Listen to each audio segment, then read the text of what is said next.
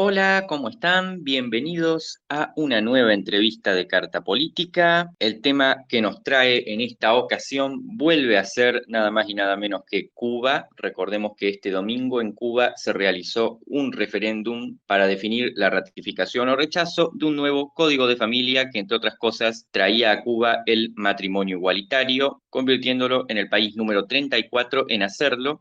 Pensábamos grabar una entrevista para analizar el tema con Ernesto, ya un amigo de la casa, a quien hemos recibido en otras ocasiones. La íbamos a hacer hace bastante tiempo, pero nos vimos dificultados por la llegada del huracán Ian, que devastó una parte de la isla y dejó a todo el país sin luz. Hubo bastantes cuestiones relativas a eso, también las vamos a mencionar. Le mandamos desde Carta Política nuestra solidaridad a las personas afectadas, la verdad una tragedia bastante importante. Y vamos a pasar a analizar un poco los resultados de este referéndum y hablar un poco sobre sus posibles consecuencias en lo que es la isla. Vamos a estar hablando nuevamente con Ernesto, cofundador de Contexto Cubano, una plataforma que busca informar sobre la situación de Cuba con cubanos que viven en Cuba todos los días. Ernesto, ¿cómo te encontrás?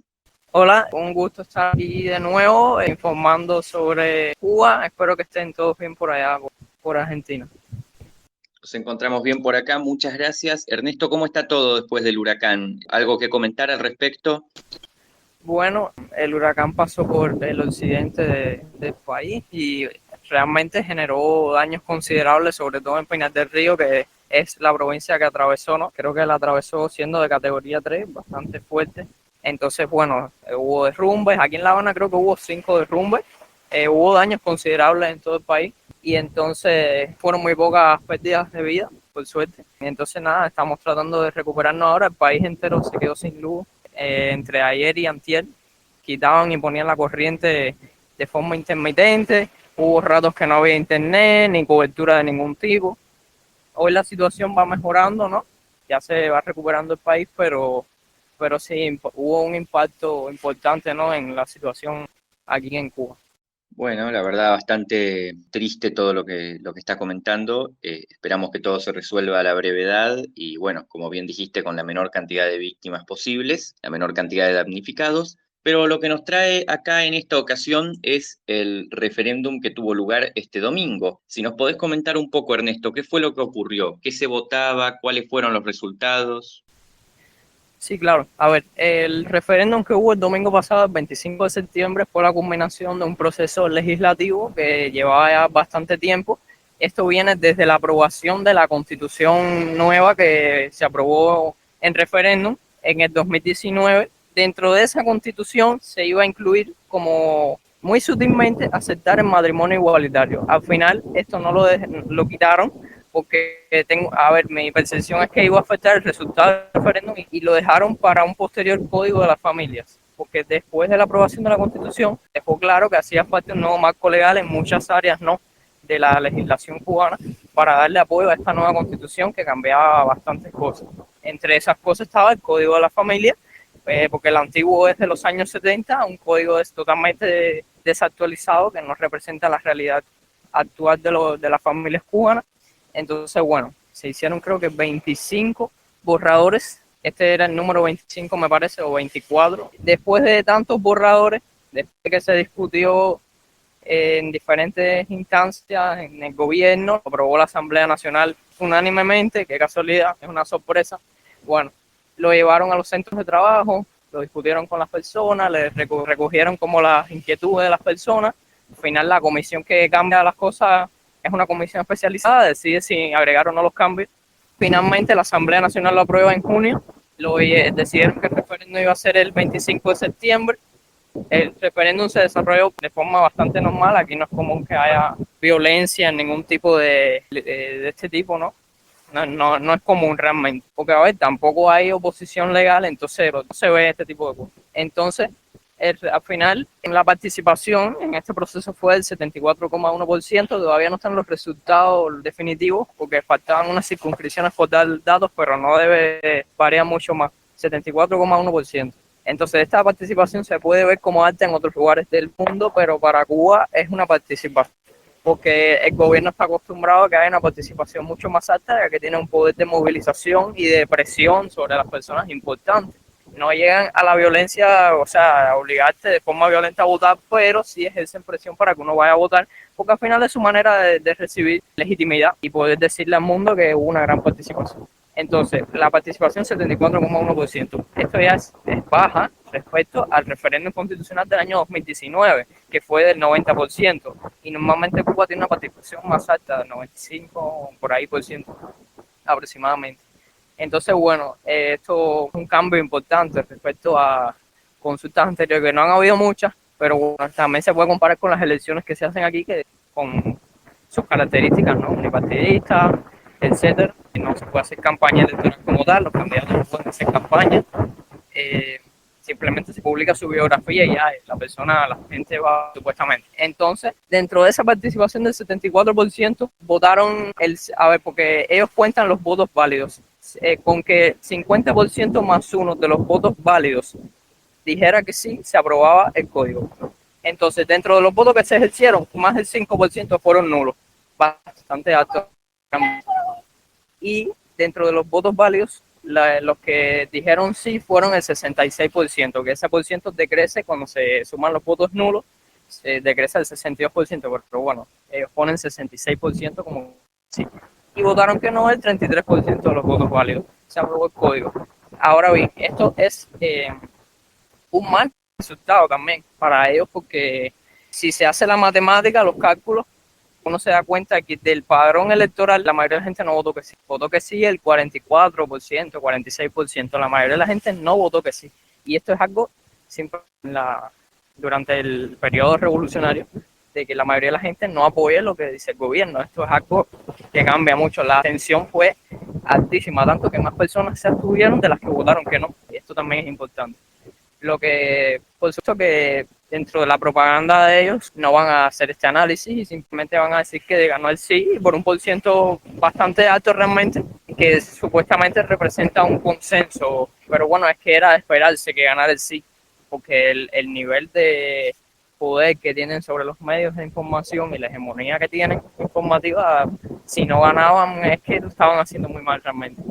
Entonces, muy interesantes los resultados que ha tenido el código este de la familia, que bueno, generó mucha polémica, ya que traía muchas cosas. Anteriormente hablé un poco de eso, ¿no? Que traía el matrimonio igualitario, permitía la gestación subrogada, empoderaba, bueno, respecto a los derechos que tenían para con sus padres, para con sus familiares, en fin, que realmente era un salto, o sea, una mejora respecto al código anterior. Entonces, dentro de él habían cosas que generaron polémica, pero bueno, al final ganó el sí, como yo esperaba que ganara el sí, era de esperarse. Muy interesante lo que nos comentás. En ese sentido, lo que importa tanto no es lo que se estaba votando, sino el resultado en sí mismo, porque estaría siendo la primera vez desde el triunfo de la Revolución Cubana que la mayoría del electorado no vota la opción apoyada por el gobierno. ¿Interpretás este resultado, Ernesto, como una derrota para el régimen castrista? ¿Qué análisis nos podés hacer al respecto? A ver, una derrota contundente no la consideraría, porque dentro de la lógica y de la propaganda de ellos, aún ellos pueden decir que ganaron y que ganaron por un por ciento importante. Hay una parte de la población que nada más escucha esa narrativa. Por lo tanto, una derrota contundente y definitiva, por supuesto que no lo es.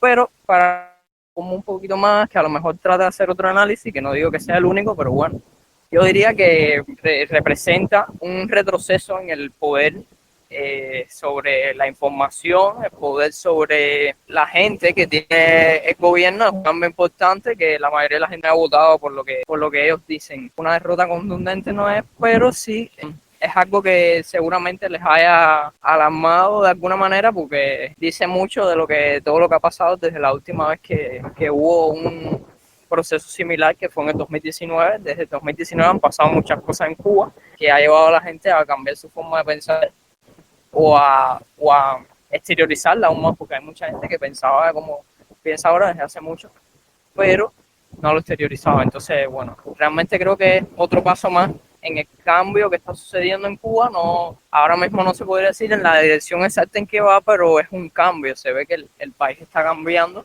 No digo que que haya que verlo del lado de que la gente votó que no contra los derechos que se añadían en ese código. Hay mucha gente que votó que no, simplemente por ir a la contra del gobierno, que eso ya tendrá su análisis, ¿no? Cada quien elige qué vota, ¿no? Yo a lo mejor no hubiera hecho eso, pero yo me abstuve personalmente, pero considero que es un resultado interesante y que deberían tenerlo en cuenta, porque representa como que la pérdida de una parte de el poder de llegar a la gente que tenían hasta ahora. Es interesante, es realmente histórico entonces lo que nos estás contando. Y bueno, vos nos estabas comentando que pasaron muchas cosas en Cuba. Recuerdo que lo habíamos hablado ya en las primeras entrevistas que habíamos hecho sobre cuestiones relativas a la vida en Cuba, sobre lo que fue el 11J. Y durante esta votación tengo entendido que el presidente Miguel Díaz-Canel había reconocido la existencia de un posible voto castigo relacionado no con lo que se votaba, sino con su gestión. ¿Ha reaccionado el régimen de alguna manera al resultado?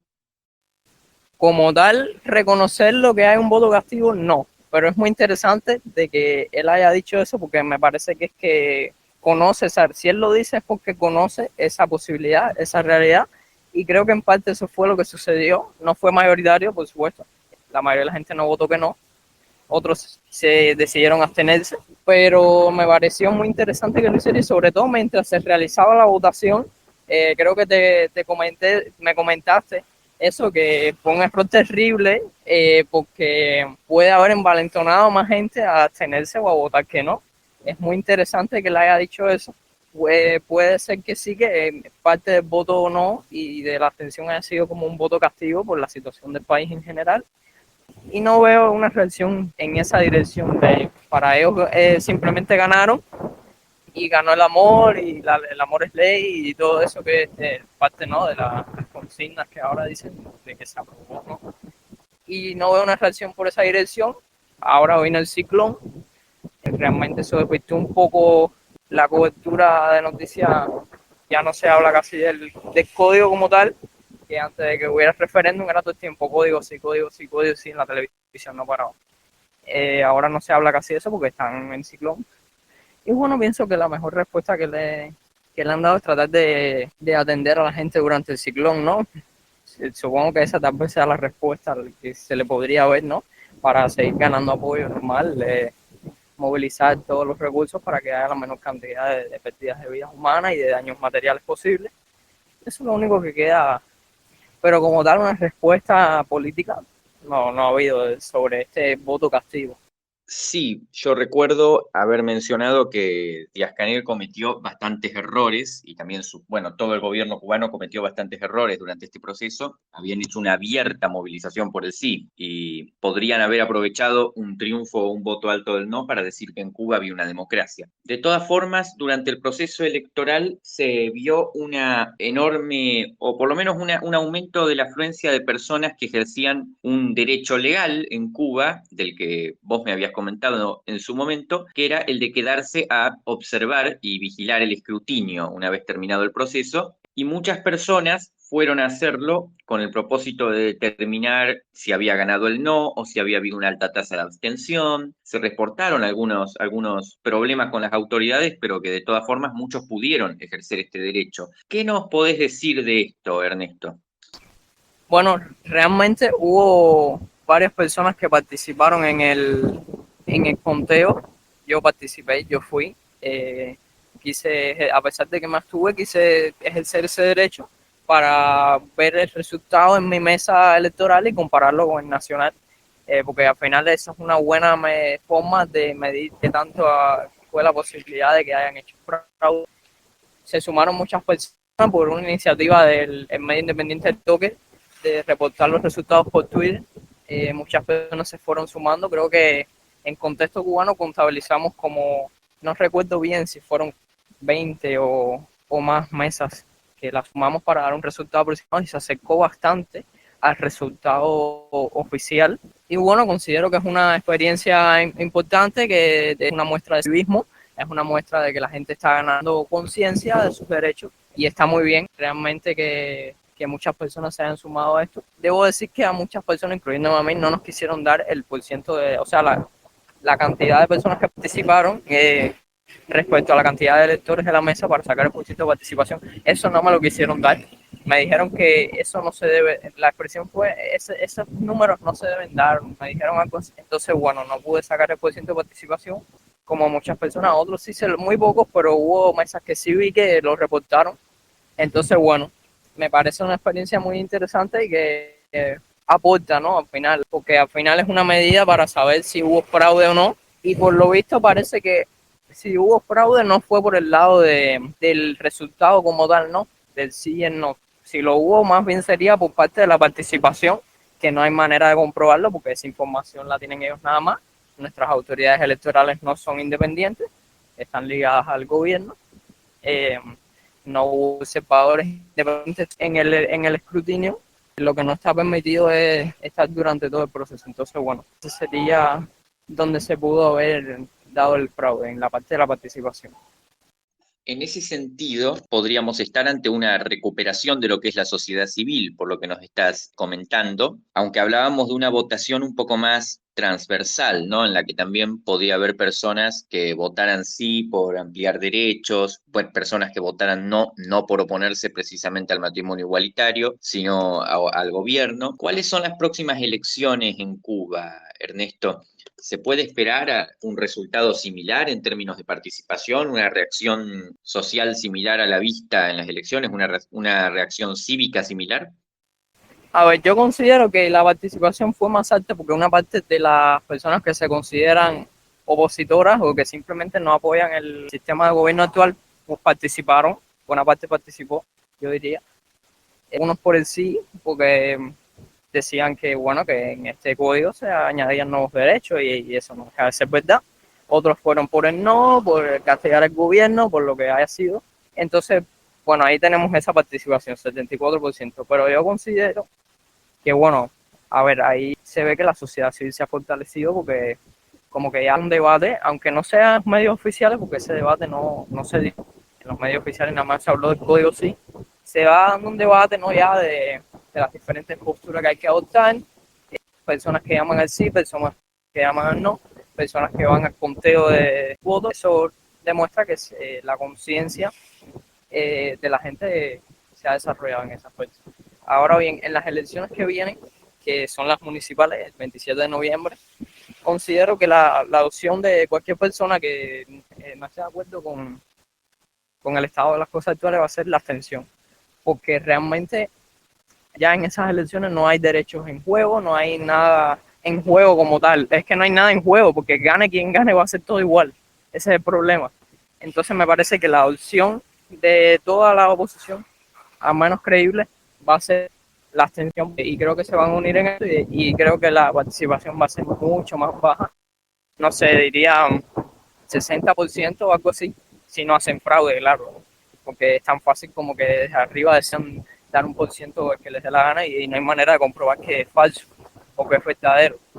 Pero bueno, si no hacen fraude, la participación va a ser más baja porque en las elecciones municipales no hay mucho en juego realmente. Gane quien gane, va a seguir todo igual porque no hay competencia real, no hay diferencia, entonces me imagino que se unan todas las personas que quieren que el gobierno vea las ansias de pluralidad y de cambio que hay. Me imagino que la gente se una para abstenerse porque realmente no hay nada en juego realmente en esas elecciones, no cambia nada. Finalmente, Ernesto, ya para ir cerrando, vemos una posible reactivación de la sociedad civil, vemos una movilización con poco o ningún precedente, ya fuera para abstenerse, ya fuera un voto al no, como estás diciendo ahora, esta opción de la abstención se vería más reforzada posiblemente en las elecciones municipales, y todas estas nuevas presiones que se están dando, el surgimiento de esta opción, de esta vigilancia, de esta movilización abre la puerta a un posible cambio por vías institucionales, porque hasta hace poco se estaba señalando que, bueno, que la salida más probable al régimen castrista iba a ser por ruptura, porque lo que vimos en el 11J, lo que vimos en noviembre de 2021, que no se toleró estos esfuerzos de realizar movilizaciones opositoras, fueron reprimidos con dureza. pero ahora que surge esta opción, esta demostración electoral de fuerza, ¿es posible un cambio por la vía legal? A ver, yo considero que lo más que se puede se logra una abstención importante, no sé, de 40%, por ejemplo, es demostrar de nuevo que la sociedad cubana ha cambiado, que es plural, que siempre lo ha sido y que ahora se da cuenta, porque es que todas las sociedades son plurales, aunque los gobiernos traten de negarlo, todas, porque es imposible que todo el mundo piense igual, eso es imposible. Entonces, bueno, lo más que podemos lograr es que vean la falta de representación que hay en ese tipo de elecciones y tal vez con el tiempo, siguiendo esa misma línea, se logre algo, pero es muy poco probable que suceda en el corto plazo, porque no creo que digan, no, vamos a cambiar así todo muy bonito, no lo veo. Eso lleva tiempo, que la gente tome más conciencia todavía, que haya mayor movilización. Lo que siempre va a ser como fue este referéndum, que es un paso más en los cambios que suceden en Cuba, siempre va a ser otro granito de arena en el cambio. Siempre va a ayudar, pero no lo veo realmente que haya una vía ahora mismo rápida, ¿no? Relativamente rápida para lograr un cambio institucional, porque tendrían que verse los del gobierno, ¿no? Que como que ya no tienen poder y que lo mejor es ceder por la vía pacífica. Y no creo que lo hagan, al menos en el corto ni en mediano plazo, para nada. Habría que ver. La gente tiene que tomar más conciencia y hay que movilizarse más. Eso es lo que yo opino. Muchas gracias, Ernesto, por esta nueva colaboración. Muchas gracias por venir. Si pudieras hacer una última reflexión final sobre todo lo que ha ocurrido, ¿qué le dirías al gobierno de Cuba? ¿Qué le dirías a tus compatriotas, a los que lo ven desde afuera? Y bueno, por último, nos podés dejar las redes y dónde podemos seguir a Contexto Cubano. Bueno, mi opinión final es que, bueno, el referéndum era sabido que iba a ganar el sí, ya sea por las vías normales, de que la mayoría de la gente vote que sí, o por el fraude. No me extrañaría que hubieran utilizado el fraude si hubiera hecho falta. Y nada, es otro paso más en los cambios que están sucediendo en Cuba. Al gobierno le diría que tiene que movilizarse más porque ya está viendo que la mayoría de la gente está dándose cuenta de que al final uno puede pensar por sí mismo, tener su opinión de las cosas, sea cual sea, ¿no? El que votó que sí, el que votó que no, el que se abstuvo, cualquiera, ¿no? Y nada, al mundo que bueno, lo positivo que podemos sacar de esto es que ya hay matrimonio igualitario en Cuba, el que quiera puede casarse con quien quiera, eso es una libertad muy importante que todos deben tener. Hay que sacarle siempre el lado bueno, por supuesto. Hay muchos más derechos, ¿no? Para las personas mayores, los menores de edad. Por ejemplo, se eliminó el matrimonio con menores de edad, eso se eliminó. Y nada, hay que seguir viendo cómo se desarrolla el proceso. Hay que ver ahora qué pasa en las elecciones municipales. Vamos a estar cubriendo eso en Contexto Cubano. Por ahora nos pueden encontrar en @Contexto Cubano en Twitter. Tenemos pensado ampliar las plataformas del medio de Contexto Cubano. Tenemos pensado abrir un canal en YouTube, tenemos pensado abrir un canal de Telegram. Y bueno, ahí seguiremos hablando de la situación por aquí, por Cuba. Entonces nada, vayan ahí y síganos, que los tendremos al tanto de cuando tengamos el canal de YouTube y el canal de Telegram. Muchas gracias por darme este espacio aquí en Carta Política. Muchas gracias a vos, Ernesto, por tu valentía y por tu participación. Y muchas gracias a todos los que nos están viendo y a todos los que nos van a ver. Con esto le ponemos fin a esta nueva entrevista de Carta Política. Les recuerdo que nos pueden seguir en nuestras redes como @politicacarta en Twitter y Carta Política en Instagram. Los invitamos a suscribirse a nuestro canal de YouTube y nos estaremos viendo en futuras entrevistas. Muchas gracias.